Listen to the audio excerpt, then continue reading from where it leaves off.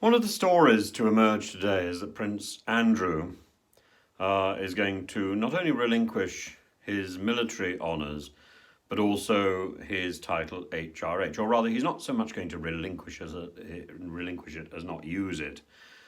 But where does the title come from anyway? Because in one sense, it's not that much to lose. It's an 18th century or 19th century title that was picked up really from a development in the Spanish and French royalty. In French, it's called SAR. And the real privilege, the real title that the Queen has in her offering is that of making her children dukes, which she does traditionally when they get married. But there is also this sort of recently there's developed this stripping tradition. It started in the early 20th century when the Dukes of Cumberland and Albany were found to be fighting on the German side in the First World War, and they were stripped of their titles. They were cousins, in fact, of King George V, and then we've seen it more recently with Princess Diana losing the HRH, Prince Harry, and so on. But it's strange. There are many royals who are not entitled to HRH or who haven't passed it on to their children. On the 6th of May 2019, Prince Harry didn't pass HRH on to Archie, quite famously. But he wasn't the only one. Princess Anne didn't pass it on to her children. The Wessexes haven't used it. And then Prince William's children, only his first child is entitled to it. Prince Louis and Princess Charlotte were granted HRH by the Queen. They weren't automatically entitled to it. So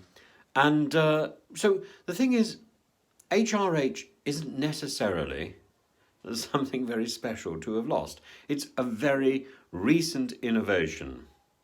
And Andrew isn't quite losing it, he's just not using it. It's a slightly different understanding. The whole point of this story is that Andrew should have taken the initiative nearly a year ago. He should have relinquished his military titles, and he should have abandoned the HRH. I think maybe he should have abandoned his dukedom, frankly. But this is a man who's clung on until the last possible minute. He's obsessed with his own rightness. He may be correct that he is not guilty, but he's behaved like a guilty man, and he's hid behind his mother's skirts. This is not the image of somebody who is honourable, and it's not the image to look up to in aristocracy. I'm waiting for somebody to turn around and say, well, I don't look up to aristocracy. I don't look up to the Queen. But that's exactly the point. The word aristocracy has a very precise meaning. It's bandied around and given to a particular rank of people in the UK. But the word aristocracy is an old Greek word. It means aristo, best, kratos, rule. Rule by the best.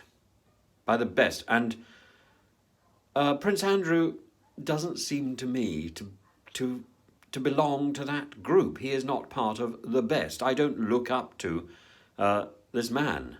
It doesn't matter whether he's innocent or guilty. He hasn't behaved with impeccable honour. He hasn't done the right thing. He's left it to his mother to make a decision. He's hid behind her skirts. This is not the behaviour of an honourable man. I'm so sorry. Anyway, look, if you want to subscribe to my channel, please do, and please ring the bell. There's a little bell somewhere to ring, and it will let you know when I'm saying something else. I would so look forward to your thoughts on this matter, and please leave your thoughts below. And I look forward to speaking to you tomorrow. Bye bye.